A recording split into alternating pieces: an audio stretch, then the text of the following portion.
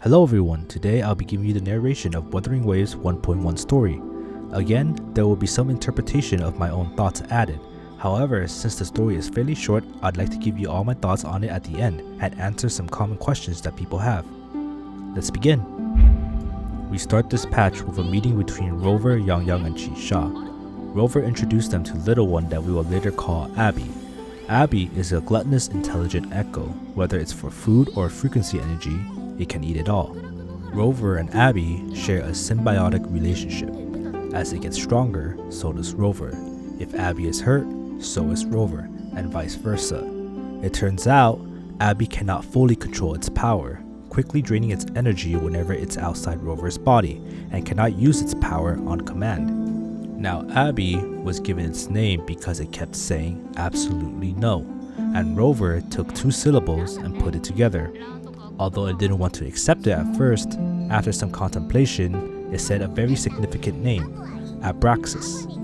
Abby believes Abby is short for Abraxas. Who is Abraxas? In the WutheringWaves world, we do not know. From a quick Google search, the name Abraxas is the name of a god, a supreme deity that ruled the circle of creation, described by ancient Gnostics as God above all gods.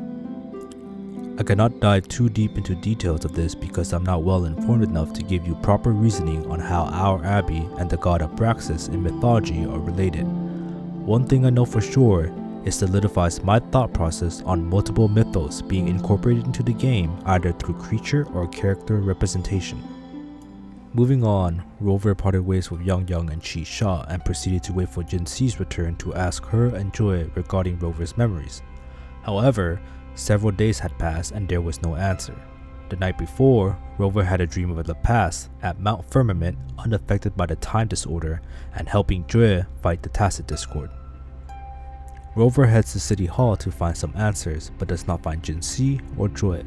Sanhua told Rover that Jinhsi is still on Mount Firmament and wished for them to go help her.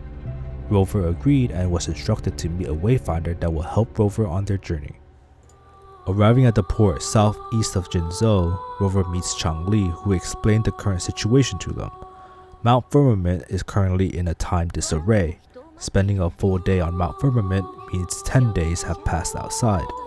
How this works is upon exiting Mount Firmament, 10 days will be taken off your lifespan to reflect the actual time passed. Changli requests for Rover's help due to old records talking about a person that time did not have a hold on, meaning they could enter and leave Mount Firmament without losing any lifespan.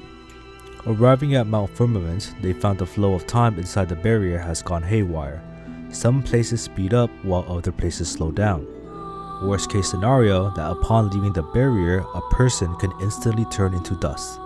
The two track Jinhsi and arrive at Hongzhen, a town at the heart of Mount Firmament, currently overrun by Fraxidus members.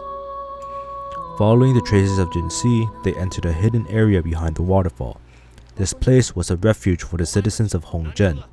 They met Xin Yi, a retired official of Jinzhou. After explaining the situation to her, Xin Yi guided Rover and Changli to their next destination.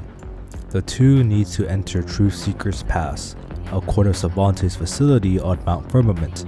They need to find a cipher key to unlock the Mianlong Chamber, the current residing place of Jue. In the Court of Savantes facility, Rover and Changli encounter and make use of a lot of Court of Savantes invention to proceed. Two important ones to note are the Chronosorter and the Flare Crest. Flare crests are complex structures that form a barrier, needing flare stones to be dealt with to unlock it. The Chronosorter mimics the Sentinel's temporal program, able to reverse small-scale events and restore objects to their previous state. This invention is very important, and we will learn more about it through the exploration of the facility. In the memo and notes from the Court of Savante that we encountered, we learned a lot about the research that was conducted here, and a lot about Joy and Jinhsi as well. Let's go through all the points because understanding this will ensure that you understand the reason why these events transpired. From the first note, we learned that Joy is experiencing frequency loss. What this means is that Joy was slowly losing its life force. This was due to an injury it experienced in the past. The source of this injury, we do not know. The Mianlong Chamber helped slow down the frequency loss, but it could not heal the wound itself. There was a peculiar visitor that helped the court of Savante to converse with Jue. From the conversation, we learned that the wound that Jue is experiencing is the loss of one of his temporal program. There is a correlation with the deceleration rate of time flow on Mount Firmament and the loss of Jue's life force.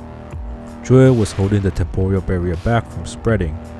Basically, if Jue dies, the uncontrollable flow of time on Mount Firmament will spread further, even consuming the entirety of Jinzhou. The Chronosaur's intended use was to restore and utilize Jue's complete power in order to rectify the temporal distortion. It was supposed to fill in the gap of the missing temporal program. At the end of the first note, there was a thought: if an object doesn't work, what about a person? Moving on, we have a second note that recorded thoughts of secondary resonance. First, when two entities resonate at high intensity, the weaker one can exert much greater resonance power than its original capacity. Second, the Chronosaur was originally created as an artificial resonance object, activating when hit to create its corresponding resonance effect. While this was being done between Jue and the Chronosaur by the order of the visitor, Jue transmitted some of its power to the Chronosaur, allowing it to not explode temporarily. Note, all Chronosaurs before this exploded and could not withstand the secondary resonance. Secondary resonance will later be known as second resonance awakening. The collision between two resonating frequencies might cause a second resonance awakening with the resonator. The key to this is being as close to overclocking as possible. Meeting up with Jinhsi, Rover and Changli learned of her intentions. She plans to stop the temporal disruption by achieving the second awakening that will enhance her power beyond its limits. After acquiring the cipher key, Rover and Jinhsi splits away with Changli. Changli will keep Fraxidus at bay while the other two proceed with their task.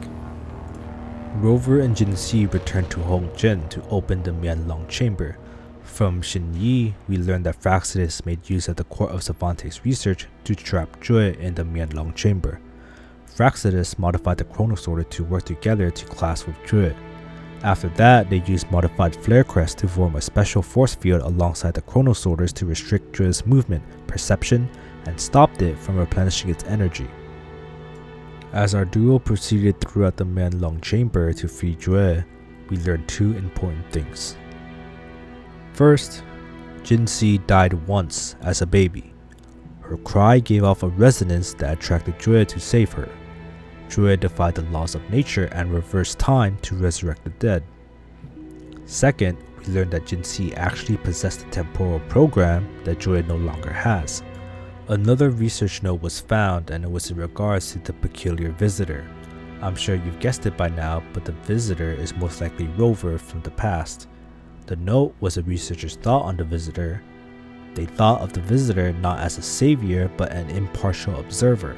They seemed to be devoid of personal emotions and were meant to be a guide, integrating other people on a predetermined path. After Jue was freed, we had some big lore drop. Jue greets Rover as Arbiter. If you played the female Rover, it would be Lady Arbiter, and male would be Lord Arbiter. It could not tell Rover the reason for their arrival, but their arrival holds great significance. It must mean something if they arrive during Jinzhou's fateful juncture. Jue implores Rover to simply engage, observe, and decide. Then, Jue spoke to Jinhsi. Jue will die soon. Although Jue was designed to endure all of time, an injury during ancient times that could not be healed is not allowing it to. The Mianlong chamber can no longer prolong its life. If Jue dies, Jinzhou will be no more. Jue was defying the laws of nature by using its own life force to sustain the temporal barrier so that it does not consume all of Jinzhou. If the temporal disruption was allowed to wreak havoc, it would consume all of Jinzhou. All life inside will experience forever frozen in time, where past and future melt together, rendering life no different from death. They will experience this until time itself ceases to exist. Jue is willing to sacrifice their entire life to freeze Jinzhou in time, allowing Jinzhou to fall into stasis but not perish. They believe that the future's possibility is limitless and that someone in the future will discover a method to free Jinzhou.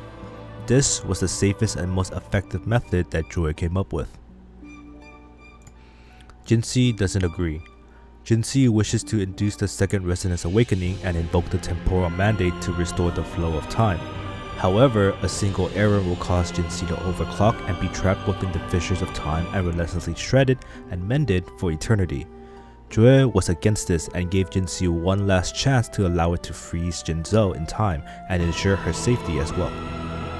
Rover offers their help. With Rover's help, they can increase Jinhsi's odds of survival. Rover only needs to command Joy to transfer its temporal mandate to Jinhsi at the right moment. Miss that moment and Jinhsi's fate is sealed. With that, a course of action was decided. The three proceed to the summit of Mount Firmament and enters Joy's Sonarosphere, the temporal loop. This is where the final battle takes place. The destined battle plays out, and it was an amazing cinematic fight. If you wish to experience the final scenes again, look up Daybreak on the main WutheringWaves YouTube channel. The conclusion of the final battle was Jinhsi's victory, with her gaining full access to the temporal mandate and restoring the flow of time on Mount Firmament. Exiting the Sonarosphere, Joy was ready to answer Rover's question.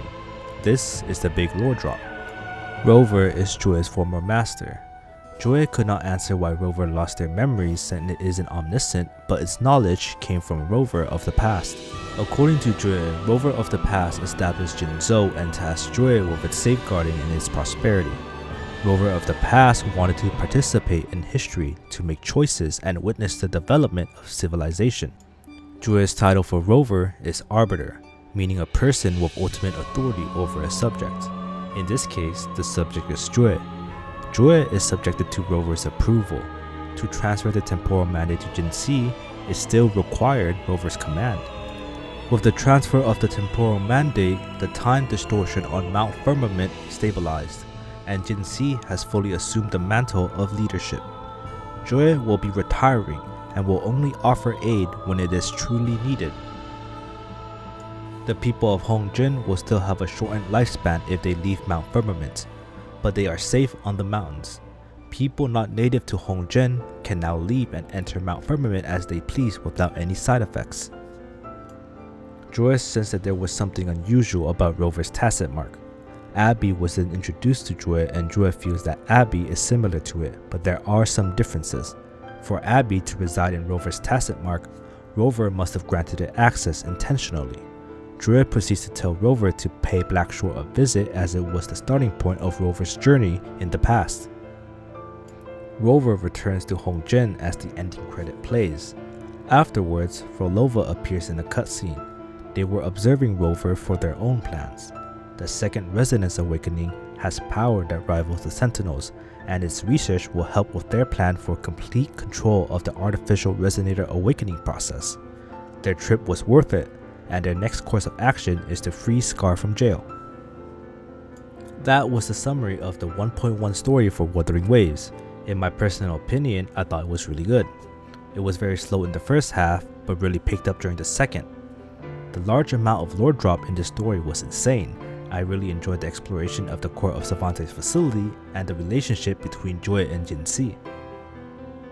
A lot of common questions I saw was why was Joy so against Jinhsi during the second awakening, and isn't Joy omniscient? Why didn't it play out the way he foresaw? I skipped a lot of that part in the summary, but I hope to answer it here. For these questions, the reason why Joy pushed Jinhsi so much was to ensure she had the determination to accomplish the task. The scene where Joy answers Rover questions explains all of this. Joy itself said it isn't all-knowing, but its knowledge comes from Rover of the past. The destined battle wasn't supposed to take place so early. It was supposed to be later with more time for Jinhsi to be stronger. However, due to Fraxidus' interference, it was pushed forward. Jinhsi needed the strength and determination to take on the temporal mandate, and with even an ounce of hesitation, her fate would be sealed. Think of it like Doctor Strange telling Iron Man in Avengers Endgame, "If I tell you what happened, it won't happen." This is my personal thoughts, but you can see it as Joy doing what it did was to further Jinhsi's resolve and remove any hesitation she has, so there will be less room for error. Another question I'd like to answer is the difference between the temporal mandate and the temporal program, and how Jinhsi has a temporal program. In the simplest way possible, think of mandate as a house and the programs as pillars supporting it. If a pillar was missing, the house would be unstable and can collapse at any time. There were no tools and other materials to use to hold up the house in this situation, but a person as tall as the pillar can fill in the spot and support the house. However, they will eventually tire and the house will collapse on them. That's what happened to Zhui. The temporal mandate is incomplete because it received a wound in ancient times and a temporal program was ripped away from it. Now it is holding the temporal mandate by using its own life force. This is my personal speculation. The original temporal program was lost when Zhui was inflicted with its injury. However, Jinhsi was born with that temporal program, which is why her cry as a baby had resonance with Zhui, who had the incomplete temporal mandate. The reason I believe she was born with the temporal program is because she's a congenital resonator. As I stated in the previous video of terminology, congenital resonators are people born with the power to be a resonator. As a bonus, I'd like to give everyone something to think about. A special thanks to Hikaru in the official lore discussion Discord for finding this. If you look at this cutscene here, the rings have stars on them. When they are settled in place, they form a constellation. That constellation is in the shape of a W. This is the constellation of Cassiopeia. Hikaru then found another place where, if we assume they properly line up and her head is blocking the last star, it's also the constellation of Cassiopeia, and that's the goddess we see in the very beginning. From a quick Google search, the constellation represents the seated queen that was chained to her throne in the heavens as punishment. Do what you will with that information, it's a fun speculation. Since I'm a stickler for detail, in the previous animation scene I showed you with the golden rings that made the constellation, I'd like to note that there's an extra star there, but the animation clearly shows the Cassiopeia constellation with the extra star being hidden by Rover's head. So I'm going to assume the animator accidentally added an extra ring. My thoughts on this that although it's not 100% concrete, it is good to keep note. It also furthers my speculation on multiple different mythos being incorporated into the game. In Chinese astronomy, you could find the stars forming the Cassiopeia constellation in the purple forbidden enclosure, the black tortoise of the north, and the white tiger of the west. The other constellation that has the vermilion bird of the south and the azura dragon of the east is Centaurus. If I see this in the future, I'll make sure to note it for you guys in a video.